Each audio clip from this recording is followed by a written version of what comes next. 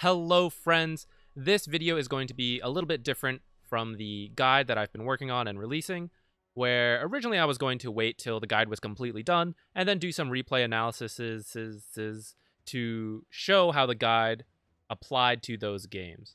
And that's still the plan, but someone asked me to take a look at some of their games, and I thought, it might be cool to do a couple of these in the middle of this guide so that instead of having to apply all 25 concepts at once, we can see how, for example, at this point, the drafting, the itemization, and maybe some of those mechanics and XP and gold and all the other videos that came before this apply to these games so that next time, after we do a couple more of the video series, then when we do a replay analysis, then we'll focus on those parts of the game as well. So that's what we're going to be doing today. I haven't watched these yet. We're going to be looking at the Disruptor player here, SH4. Hard support this game.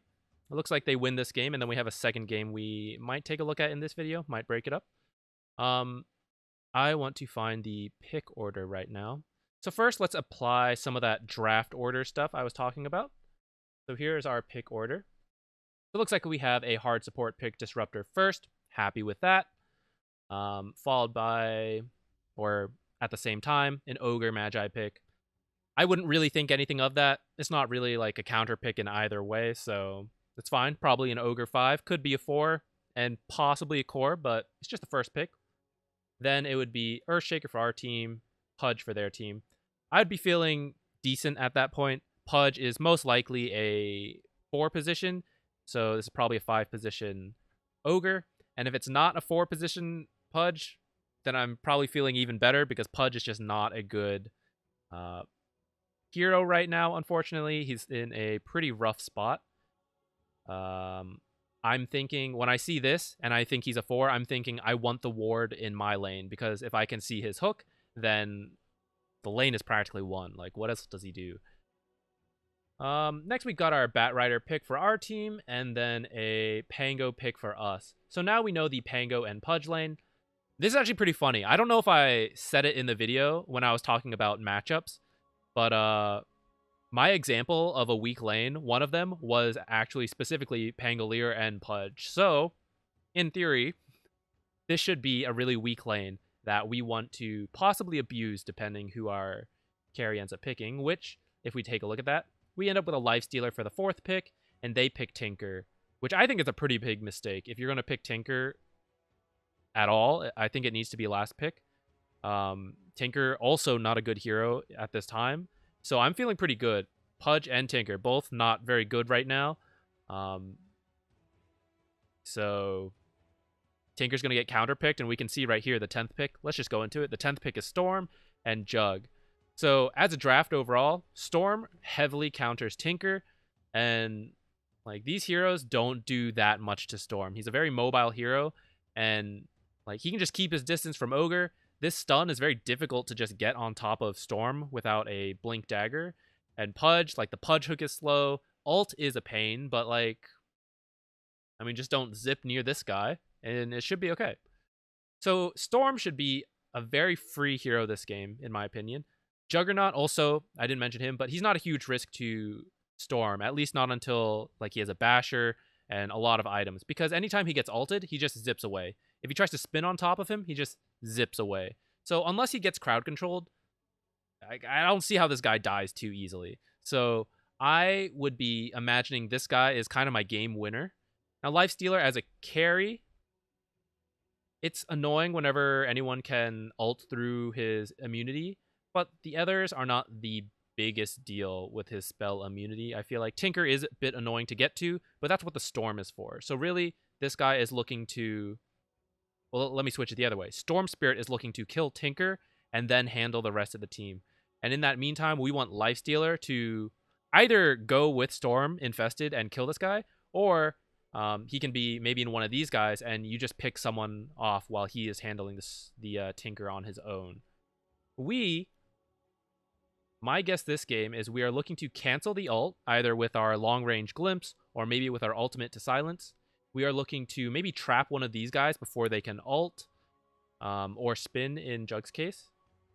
It's difficult to get to Tinker as a disruptor, But if you did happen to get within range, you can silence him so that he can't rearm and do all his usual shenanigans. So that's pretty good. So overall, I'm feeling good about this draft if I am on your team. And feeling good. Let's go take a look at starting items.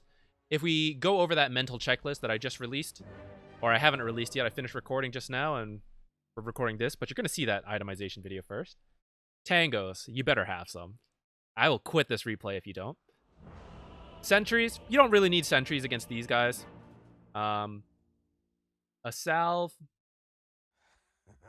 I would say you don't need to have a salve because you are...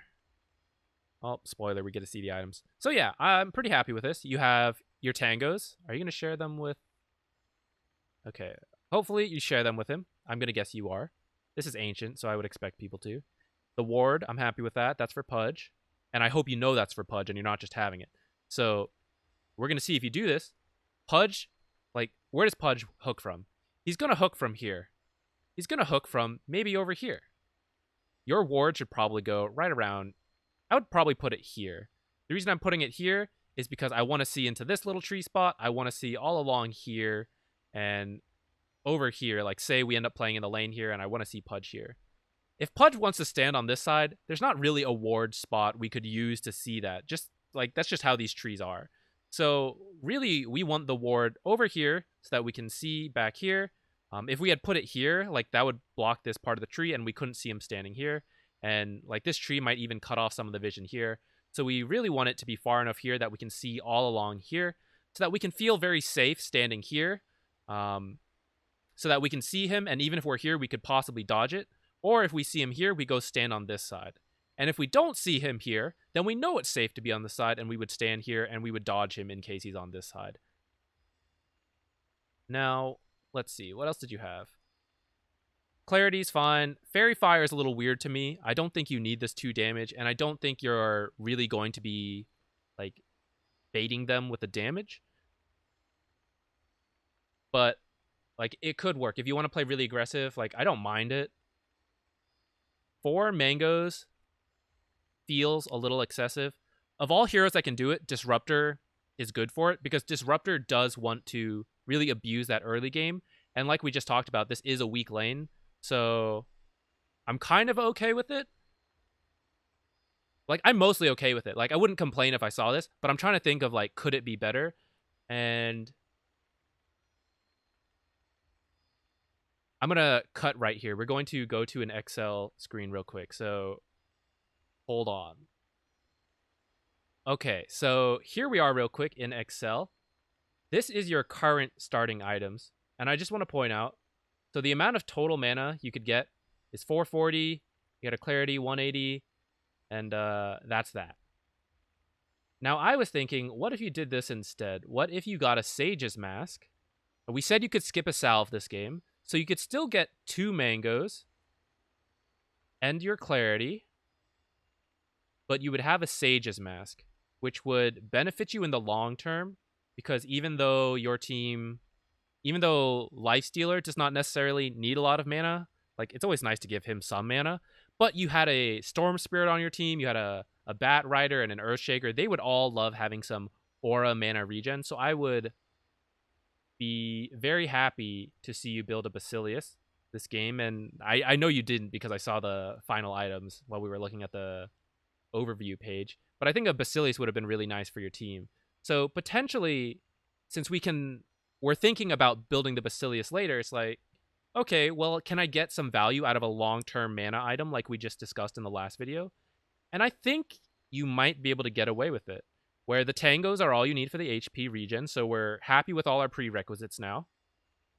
Our Sage's Mask could be our long-term plan, so if we only had it for 2 minutes, I mean, it's a mana per second, so in 2 minutes, we're going to have an extra cast of our spell, which would have been essentially another mango. And if we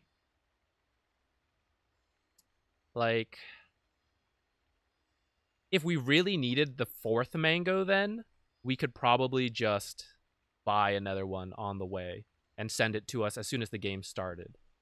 We still have our Clarity and we still have 2 of our mangoes, And we got rid of the Fairy Fire, which, like I said, I don't really feel like you need to bait them. Like, if Pudge hooks you, you're probably dead.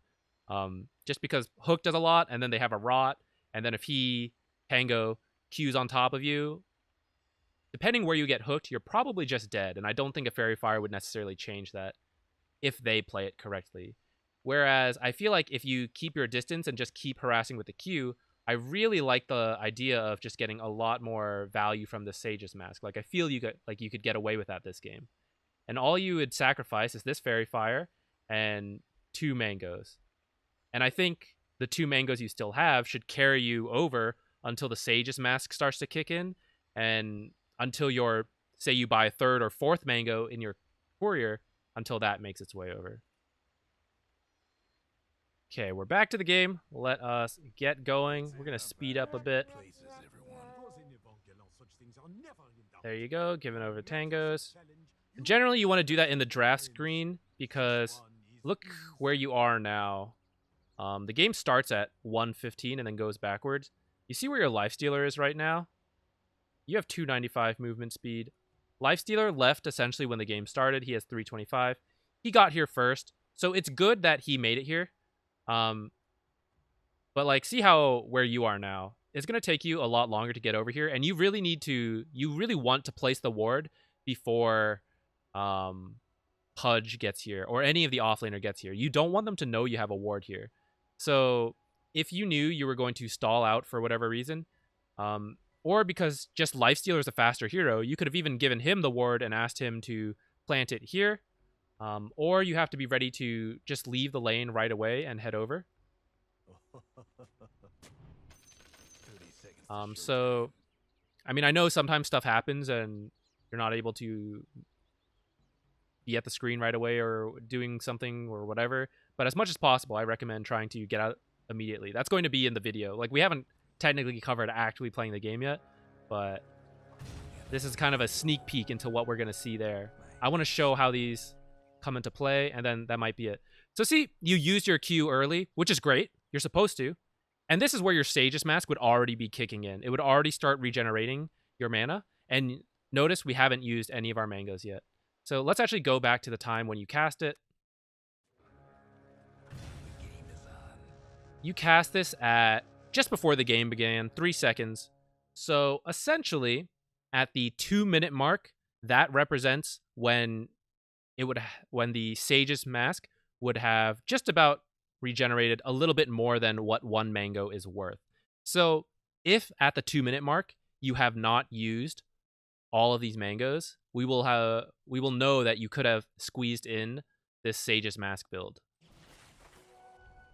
See, right here, you could buy another mango as well right now. So that would be your 3rd mango on the way, if you need it. So let's pay attention to when you use up your mangoes. We're going to speed up a little bit. Oh, no. This is really big. Where did you put your ward? What happened? Oh, you warded for mid.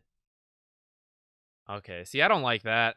There's nothing you can do about that necessarily. But, like, what do they need to see this for, honestly? You know? You can't control your teams. Like, sometimes this just happens. But I hope you, like, everyone watching this will agree with me that, like, what does this do relative to being able to see... I don't know why we can see Pudge here right now. I guess a replay bug. But, like, what if we could see Pudge here? It's way better than having it here. Admittedly, this does accomplish a very similar goal of, like, oh, when Pudge rotates and, like, hides here. But the thing is, you know he's going to start 4 position, I feel like. So, I don't know. I think it's just got way more value here to me in my mind. And then they can buy the next one.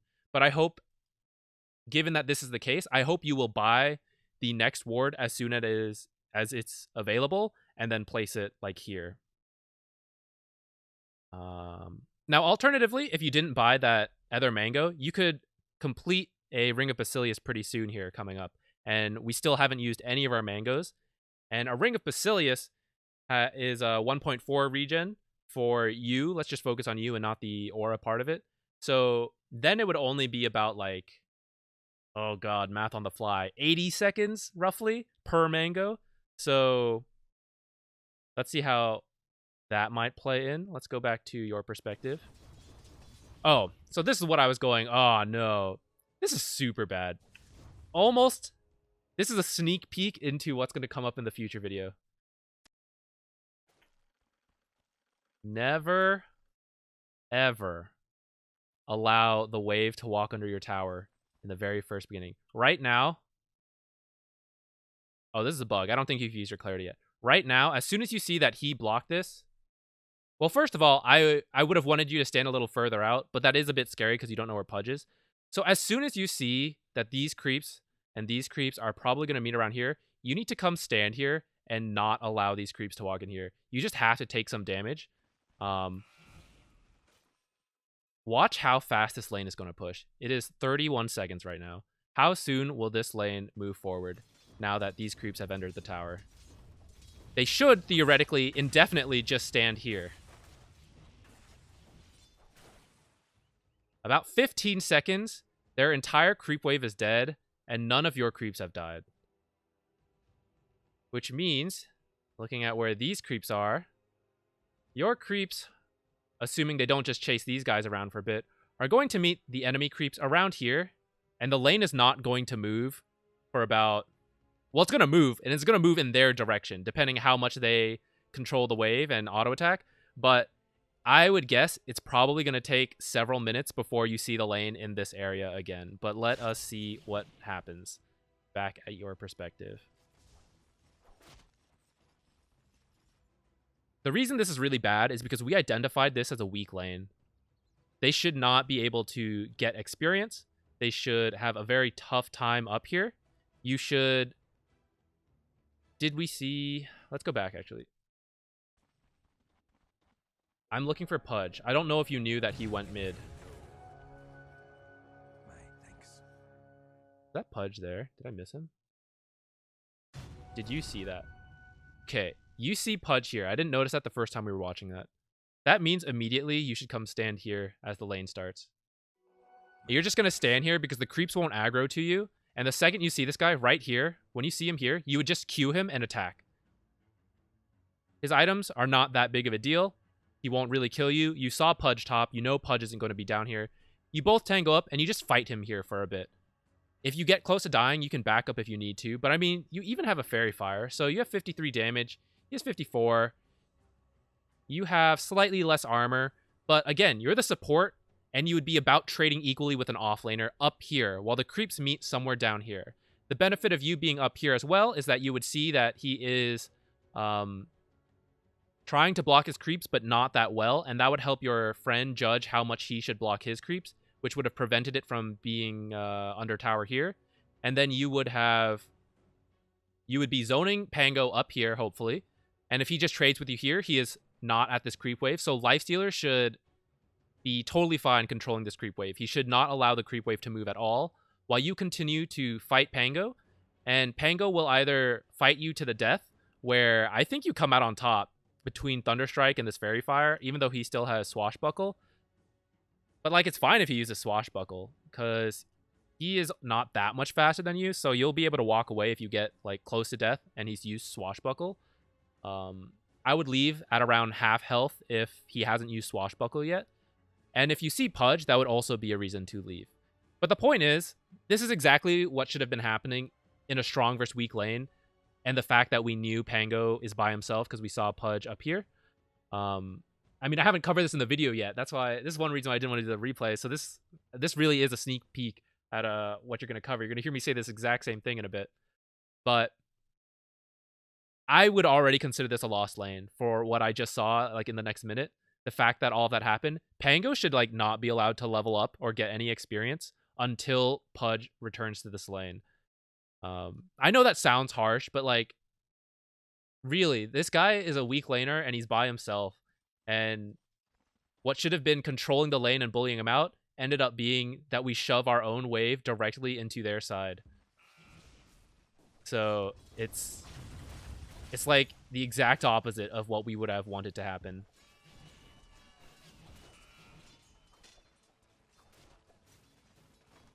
I don't know if that was intentional or not. But yeah, you have to pull creeps immediately now because of what's happened. But like, there's still no saving this. Like, look at this. This is going to push in. You have tried to do a pull. I don't know if this is a bug. You should be claritying right now, but it still shows your clarity here.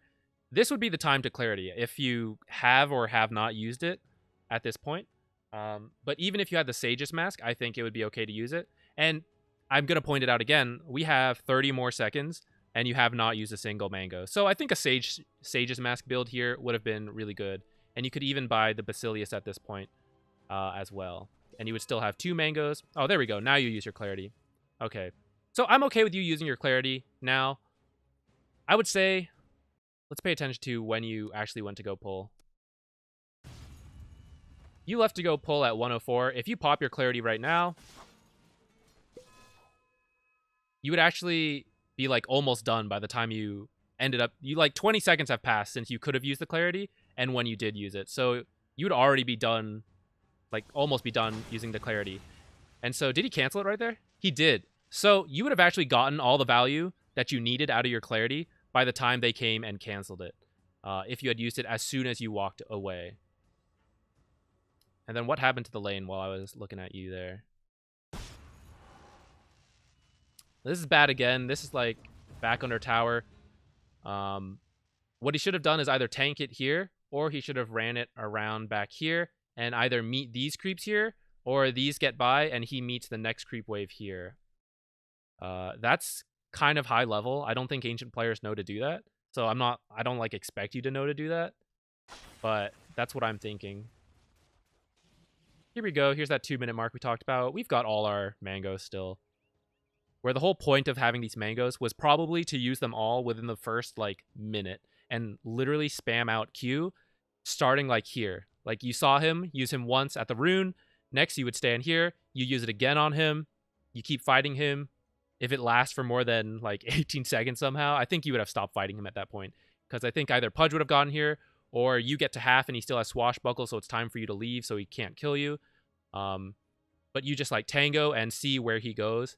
And if he like walks over here, you just Q him and like auto attack from the side. If he walks towards you, you walk away. If he swashbuckles onto you, you judge how much health you both have, and you either fight with your Fairy Fire, or you just back away until he decides, okay, I need to go to lane, and then you go back to harassing him.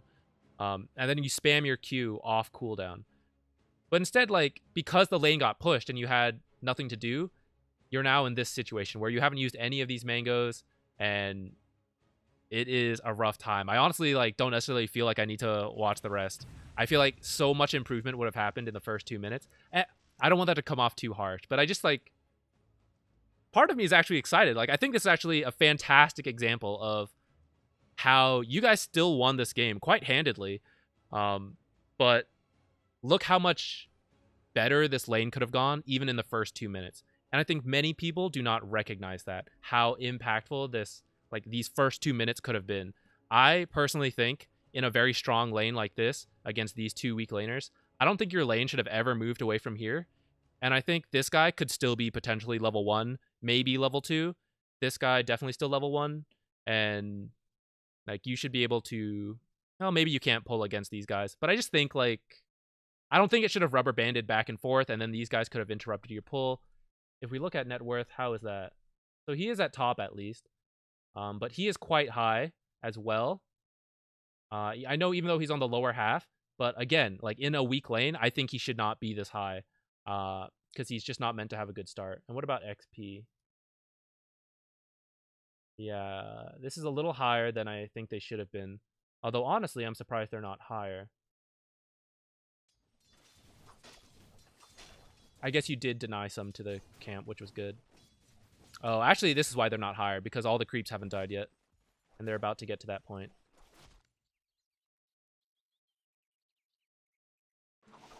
I'll even continue. Oh, this is good. Next time... I mean, this worked, but to be safe, I would let them attack you. I would stand, like, right here, let them hit you so the range attack hits. Because sometimes the leash range just gets weird, and they'll just, like, turn around before the creeps are there. If you let yourself get auto-attacked here and then walk in, that will be safer for you to guarantee these kind of pulls. I would be auto-attacking this creep right now, because you know they're on their way. You should just be queuing him. Like, why? This is what all these mangoes were for, was to spam out your queue in the early game, and we still have all of them. So if you want to play like a more conservative style, like that can be okay, but in that case, you would buy the long-term Sage's Mask and not these mangoes. I was okay with these mangoes because I was imagining a weak off lane versus strong safe lane, so you spam out all your spells a lot, and I was cool with that. But the way we ended up playing was more conservative, which would have matched the Sage's Mask better. Not that we should have played conservative anyways, but I think you could have still played an aggressive style with the Sage's Mask build and skipping the salve. And like we see, you're still okay on regen. You have plenty still. You've used a single tango. What about your lifestealer? He hasn't used a single tango. So, like, we didn't need that much regen. You maybe even could have skipped. Against this lane, if I knew the carry player, I may have skipped the second set of tangos, just walked into lane with one tango, do the Sage's Mask build, and maybe buy some iron. Well, actually, it's not really necessary. Well, because I was going to say, this guy could just share some tangos with you. Lifestealer doesn't need that much regen, and especially against double melee. I feel like 6 is overkill for him, but 3 might be a little too low to be safe. So, like, he could buy the doubles, and then just share 1 or 2 with you, especially because you're buddies, so... yeah. Like, right now, this should be queued on them. That would help you possibly get last hits. Do you finally have the ward? A Windlace. I don't mind an early Windlace because it lets you dodge hooks a little easier. After the Basilius, I would have been okay with the Windlace as your next one. I just would have liked the Sage's Mask or Basilius. And, like, you wouldn't need this clarity. The Basilius would be good enough.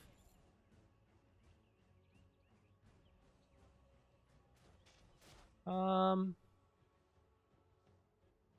okay with this. Especially if later someone tangos or breaks these. But I kind of feel like this side of the vision isn't so much necessary as, like, how it would... like, if we place it here, we'd be able to see down this side. And I think that would be more useful to you than seeing down here. Like, Pudge is not really a hero that kills warriors. So he doesn't really stand back here. He just stands, like, here to hook. And it's kind of weird. If he stands here, but the lane's over here, you know, like, how is he going to ever land that hook? He has to stand, like, at least over here, which this ward would see.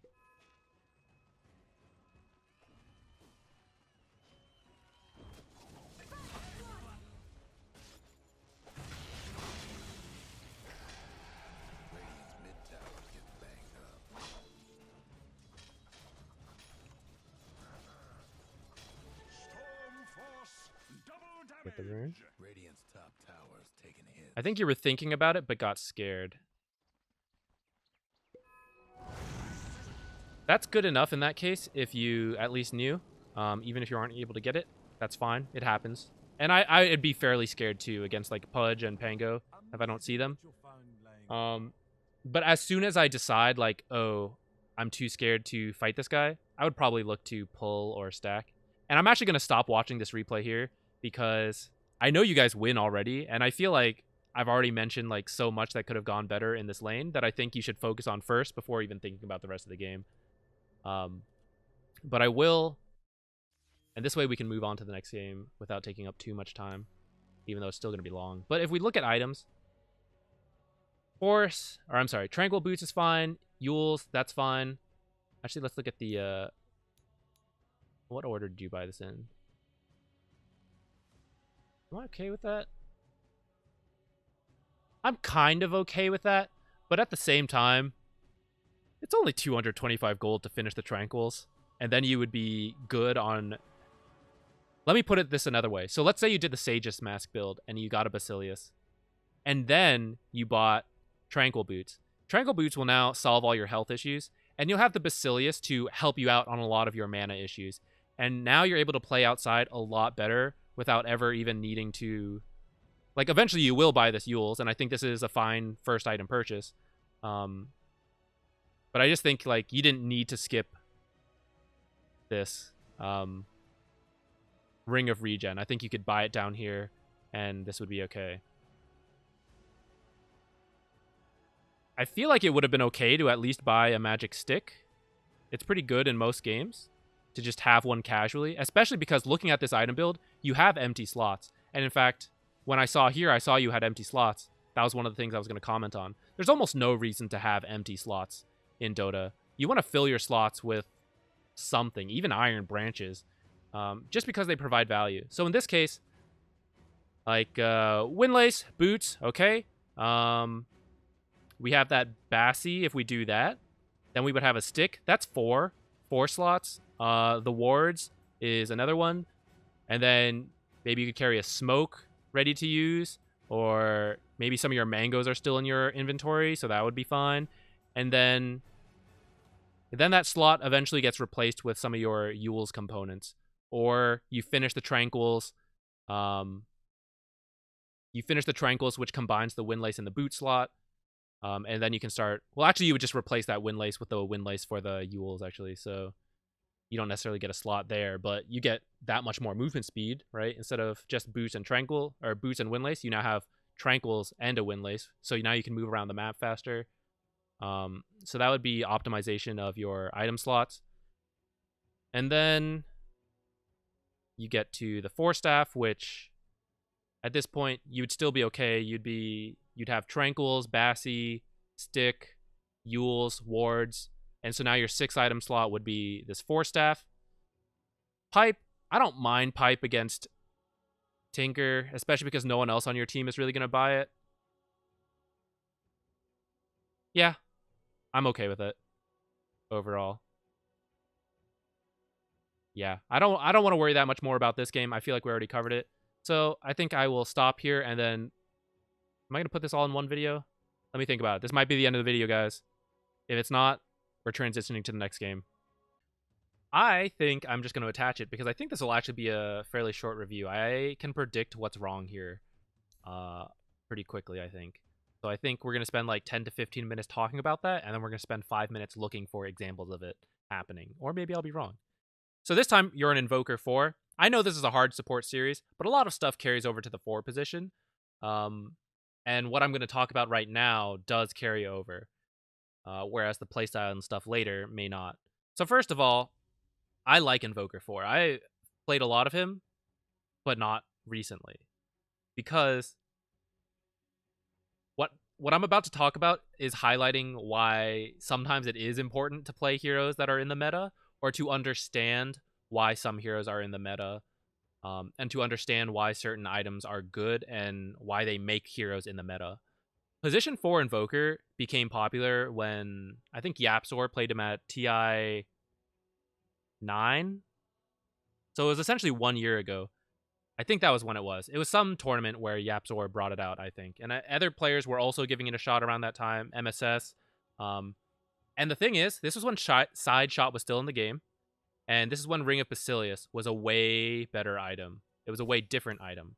Right now, Ring of Basilius gives you 1.4 mana regen for 425. Back in my day, it was 525 gold, I think. I forget how much mana regen it gave you. I want to say it was like 2. But it also gave you 2 armor, and it gave you 8 damage. And you could disassemble it. That was incredible. Because you could start with some of the components, the Sage's Mask, and then start with other items you needed, and then buy a Ring of Protection from the side shop and complete the Ring of Basilius. And Invoker 4, because he has his Q, which gives him HP regen, all he really needs is mana regen so he can keep casting his spells. He needs damage because he doesn't have a lot of damage to start.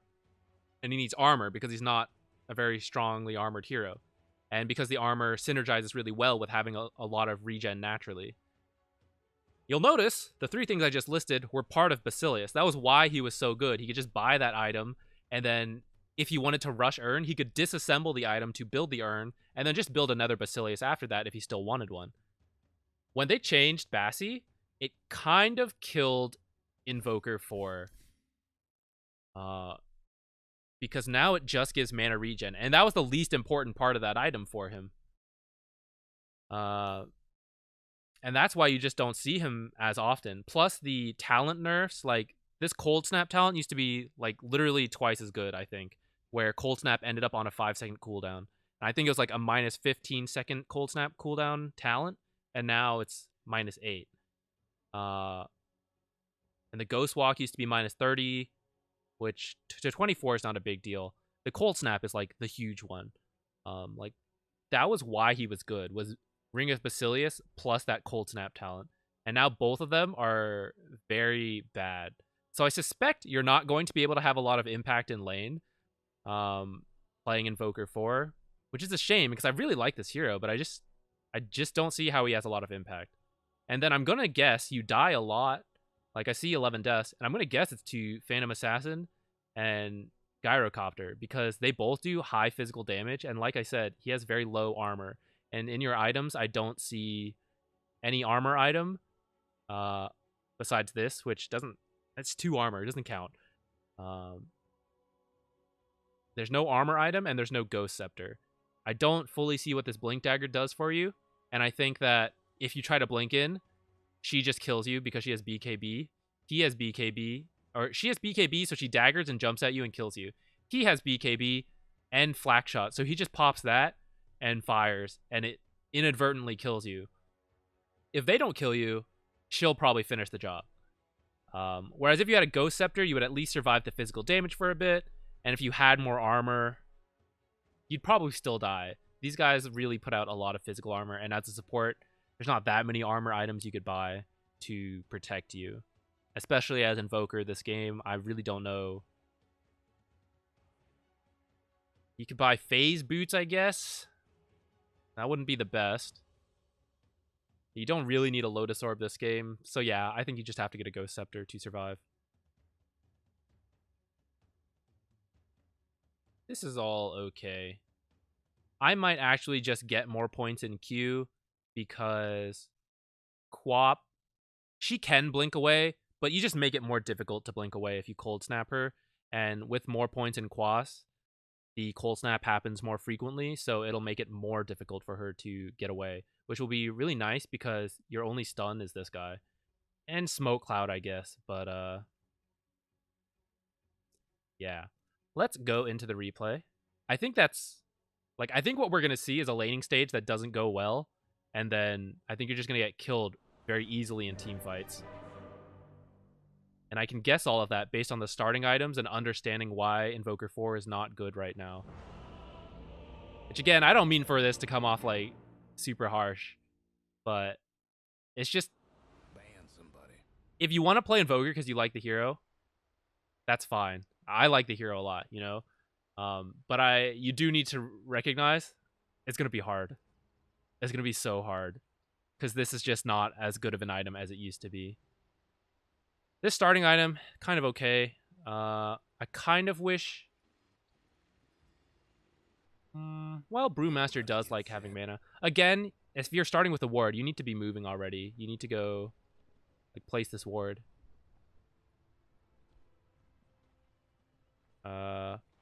So the Fairy Fire is okay, so you can get the right click. Oh, your 5 didn't give him tangos. That's why you gave one. I see. Well, we're not here to look at your 5. That 5 player should watch this guide, and he would know. Got to give him 2 tangos. The Ring of Basilius to start, I'm okay with because this guy does end up using a bit of mana. But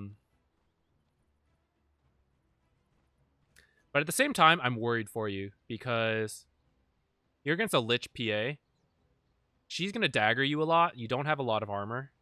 And your regen at the start, even though I said it was good, which, by the way, you should have already invoked Cold Snap at this point, and you'd be walking around. I mean, I guess it doesn't really matter. But anyways, the regen at the beginning is not that good. It doesn't make you invulnerable. And it's certainly not good enough to handle a lot of dagger spam and a lot of Frost Blast hits from this guy. I kind of think you have to have a salve and possibly a Ring of Protection. I feel like I might have come with a Ring of Protection, a salve, and like a Mango and Clarity, and then buy a Bassi after that. Or maybe not. Maybe I would have not get the I may have done like a Sage's Mask build with some extra regen like a salve, or maybe I would have gotten a Ring of Protection with more consumable regen. But I think what I'm going to see is that I think you're going to get bullied out and not be able to do much. Where are you going? Oh, you're warding for mid again. Seconds to go.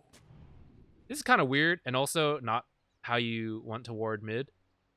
Because if they have a ward mid and you walk this way, they're going to see you. You have to try to plant through the trees to like stand over here so that this tree, like if a ward was here, they would not be able to see around the tree, and then you drop one. Or if you're over here, you like stand behind these trees and block, plant it here. On Radiant side, you like stand in here, place it here, or quickly run up and place it. But this is why it's so important to leave lane right away and try to get the wards down without you being spotted. Fortunately, they don't have a ward down, so they didn't see you do it. But like the mid laner should just place their own ward, I feel like. Let's see what happens here. This guy placed a tree right away. Oh, you gotta help your buddy. If he's fighting like that, you have to stay and like keep auto attacking. It became a 2v1 there, like while this is happening, you need to keep fighting a bit. I know you're trying to get away because like they use Frost, and that is the correct decision to get away. But I don't think you can just like totally walk away and leave him. I think you still want to throw in a couple auto attacks while you're away. I don't know why I keep hitting back. I was trying to... It's because I was talking and trying to do this. Okay. Did he use a salve? I don't even know.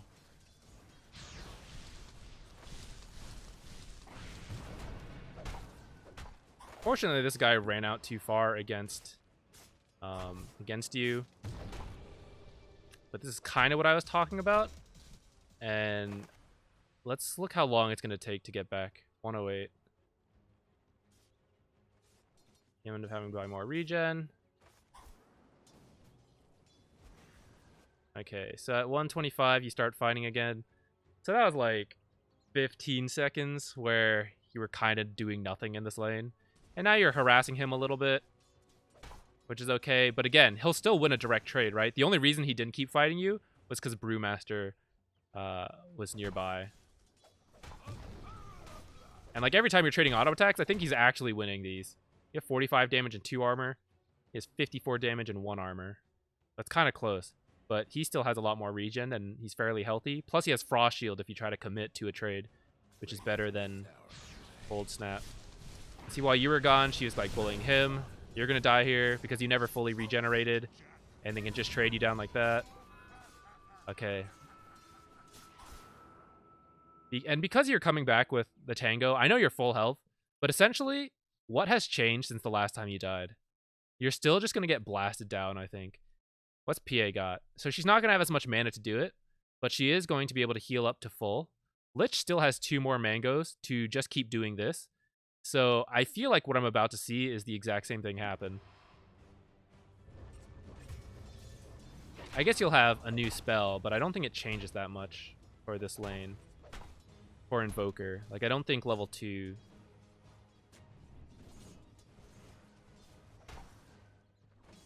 does that much.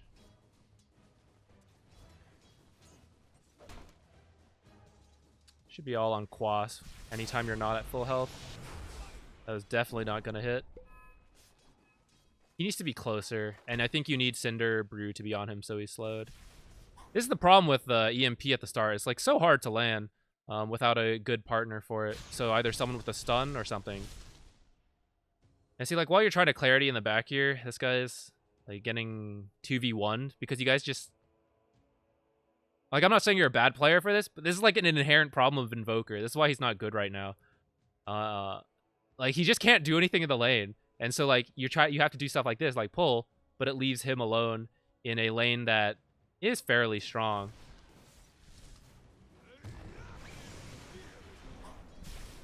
Did that hit before or after Cinder Brew? That may have been some very unfortunate anti-synergy. But like what we were talking about of like it's just gonna happen again. It happened to Brewmaster instead of you, but I don't know if that's actually better because he's the offlaner.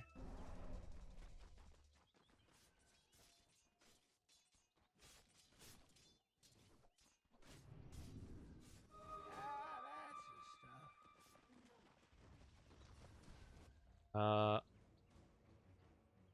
think you'll have learned it by now if you watch the video. But when you pull them, just stand like right around here and let them hit you instead of trying to run them all the way out to lane. And then that would have... Let's replay that actually. So you would stop walking right around where you are. And when this range creep attacks, you would walk further. And actually, this is a little too soon. I would actually... This is when I would hit the creep camp, is at this 18-second mark. Yours would have still worked, I think, if you stood there and let the range creep attack you, and then you walk in a little bit. And then that would have gotten the pull off. Oh, he didn't have the mana. Because I think... Yeah, Tornado dispels the Ice Shield. So that might have been worthwhile to do. You wouldn't have lost a lot of time in hitting him because he... your Tornado's so low level, so it didn't last that long.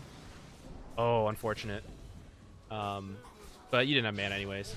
So yeah, see, this is kind of just what's happening, like I said, where they just like, they're just running at you because Invoker is just weak right now. Changing your item build would have helped, but I'm not sure how much. So like having the extra armor so this dagger doesn't do so much to you. Buying a quick magic stick so that their spell spam doesn't... Like, it'll still do a lot, but at least you'll get a little bit out of it. Or buying, like, a salves at the start so that when they spam all their spells, you just salve up. And now he has to do it again. And at that point, if he does, he's out of mana.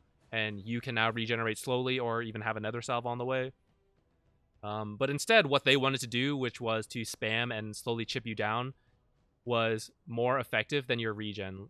This level 1 regen is just not enough to deal with this amount of harass.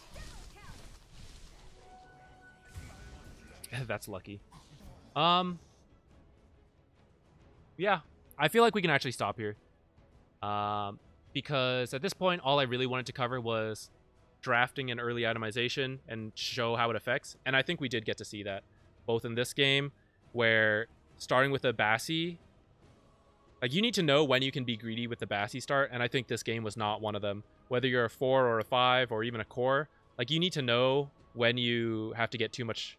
When you have to get more consumable regen, and when you can go for these greedier builds. So, like, the last game, that was a weak lane, and you could have gone for a Ring of Basilius build, actually, right off the bat, and I think it would have worked out. But this game, the Lich PA combo is a lot stronger, and you need to be... You need to respect that in order to be able to play the lane. Otherwise, you see what happens. They, like, kill you both.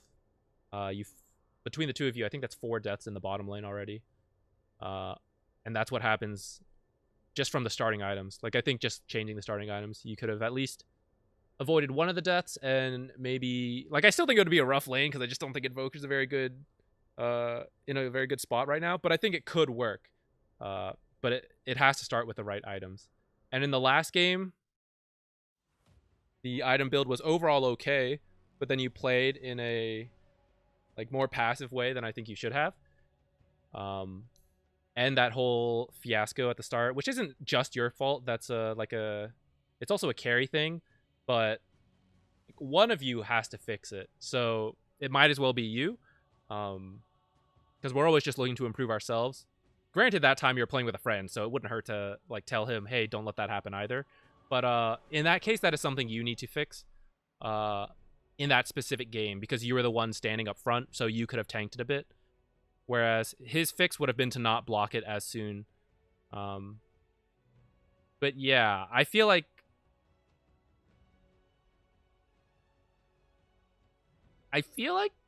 the previous guides would help to avoid this, right? Where I think I showed that, where the last lane we identified as a weak lane, and we should have played aggressively, therefore, because we were a strong lane. But then we didn't really, and then we had this fiasco. And then this game, we could correctly identify... Brewmaster is usually a strong laner, but I think with Invoker... I know I said usually the core determines the strength of the lane, but I think, yeah, like to an extent, this puts Invoker being in there, puts him at a worse spot. So, like, he is now average towards, leaning towards weak in this lane, until you guys get a few levels, maybe level 3. When you have like double Cold Snap and like double Cinder Brew or double Clap. And then these guys are a strong lane, so you can't buy this greedy start. In terms of itemization, this is overall fine. I would just change this to be a Ghost Scepter instead. Because you're kind of a backline support anyways. I don't know what you have to blink in for. You let them engage on you, like PA and Quap blink in, and you just Cold Snap Tornado stuff from there. Or Ricky finds someone and this guy does not have a blink to initiate. These items are kind of weird, actually. Because this guy was also struggling. He was having a weak start versus her, and then like I can see his items trying to reflect that, which means he can't actually initiate, which means now your team actually has no initiation besides him and him. And these are like not the guys who want to be initiating. It's this guy. You can't even use Halberd when you're in your ult, so I hope that didn't come across too harsh. But I hope that was helpful to you guys. I didn't mean to flame if that came across harsh. In fact, I'm quite happy we got these because I think it demonstrated a lot of what we talked about in those last two videos. So I was quite happy to see that come into play. And I'll be nicer next time if that was too mean. I'm sorry. I'm trying to think if I have any last words. I think that's it. I think we're just rambling at this point. So we'll end the video. Goodbye. Thank you for watching.